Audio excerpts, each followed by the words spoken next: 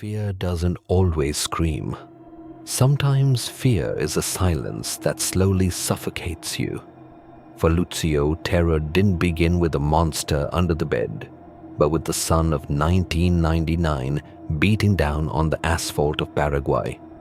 He was 9 years old, a backpack full of childish dreams, and the way home etched into his memory. But that path ended abruptly. A blow, the metallic taste of blood, and then nothing. When he woke up, the world was a windowless white van, a coffin on wheels that smelled of dampness and despair. Lucio tried to scream, but the air slipped away from him. Every attempt to ask for help was answered with violence, teaching him his first lesson in captivity. In the dark, your voice becomes your enemy.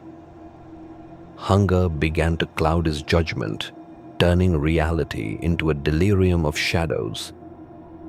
He never knew how long he was locked in the hold of the boat to which he was dragged, where the rocking of the water felt like the pulse of an endless nightmare.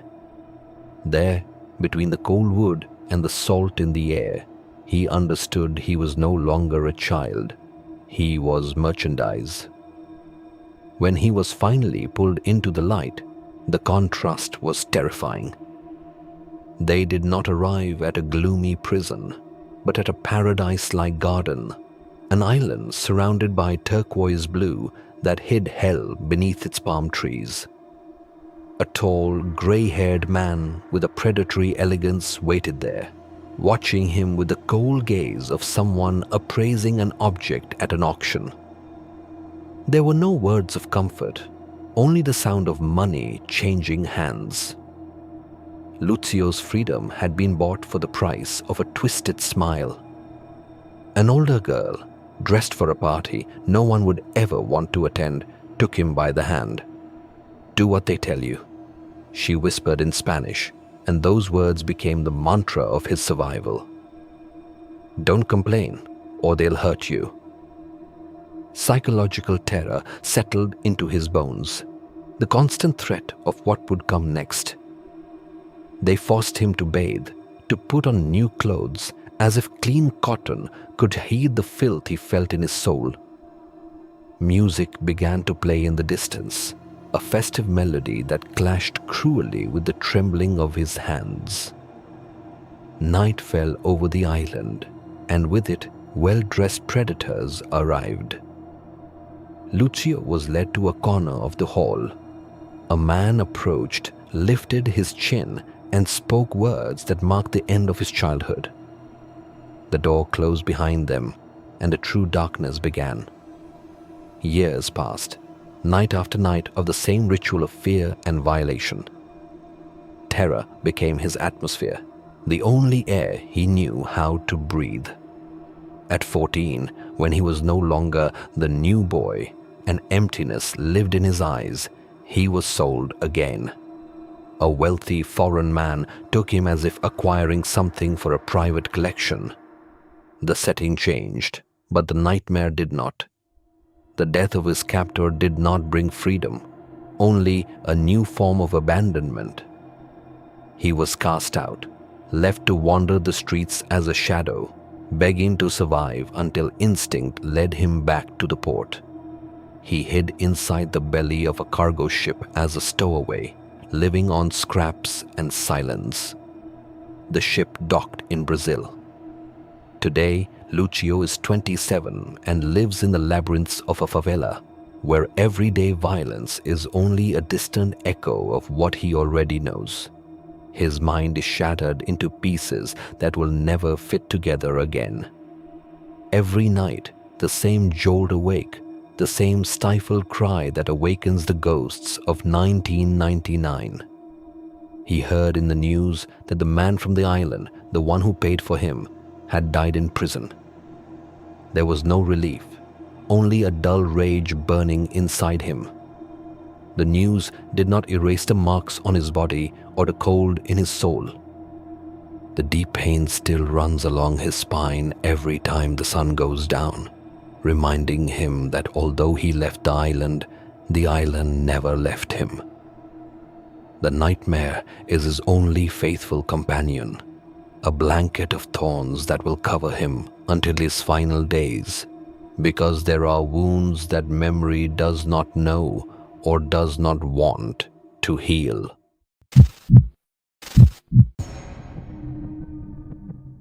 The water around the island was not blue, but a turquoise so violent it looked artificial, as if someone had poured thousands of liters of chemical coolant into the ocean to keep the outside world frozen and distant.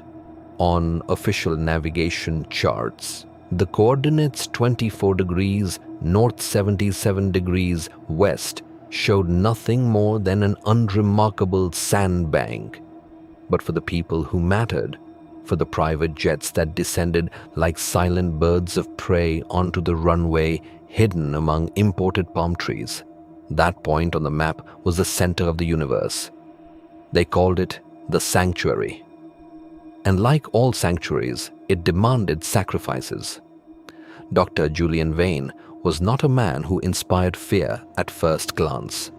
On the contrary, his face was a mask of paternal affability, polished in the finest European boarding schools. With his tortoiseshell glasses and a practiced smile that showed just the right amount of whitened teeth, Vane looked like the kind of grandfather who slipped candy to children behind their parents' backs.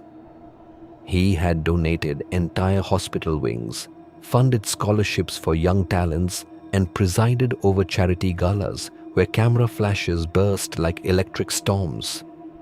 The world adored him because the world adores those who pay its moral bills. But Clara knew the truth, or at least she was beginning to suspect it. Clara had arrived on the island under the pretext of an exclusive artistic residency. She was 19, with a promising photography portfolio and a debt that was slowly suffocating her. In her suitcase, beneath second-hand clothes that tried to pass for elegance, she kept a wrinkled photograph of her little sister, Sophia. Sophia had asthma, and they lived in a Bronx apartment where black mold crept along the corners like a cancer. The Vane scholarship was not just money. It was the promise of getting Sophia out of there. Just 1 month, Clara had told herself as she boarded the private jet, clenching her fists until her knuckles turned white. Hold on for 1 month, smile at the rich, save us both. The first week was a fever dream of luxury. The villa assigned to the fellows had Egyptian cotton sheets and gold-plated faucets. Food appeared as if by magic, prepared by invisible chefs. But the beauty of the island had something rotten at its core. The flowers were too perfect, without a single withered leaf, as if nature itself were afraid of disappointing Dr. Vane. The air smelled of hibiscus and something else, something chemical, sweet and nauseating, like the formaldehyde used to preserve dead things. The rules were simple, written in elegant calligraphy on the nightstand. Do not leave your assigned area after sunset. Discretion is the currency of exchange. Never look toward the south cliff. The south cliff. That was where the white structure rose. From a window, Clara saw it gleam under the moonlight like a bone bleached by the sun. A strange dome, painted with blue and white stripes, crowned by a golden statue that looked like an owl staring at the sea with hollow eyes. Clara's unease began as an itch at the back of her neck. She noticed how the security staff, burly men with earpieces and deadened eyes, watched her not as a guest, but as inventory. The other fellows began to change. At first, they laughed by the pool. Then their laughter grew brittle. Some days, one of the girls would disappear for a private mentoring session and return hours later with a glassy stare, rubbing her arms compulsively as if trying to scrape her own skin away. One night, insomnia and guilt over leaving Sofia alone pushed Clara out of bed. She needed air. Ignoring the first rule, she walked toward the edge of the compound. That was when she saw them. A procession of electric golf carts, silent as specters, glided towards the main building. They carried no golf clubs. They carried the owners of the world, a former president, a famous film director, a European prince.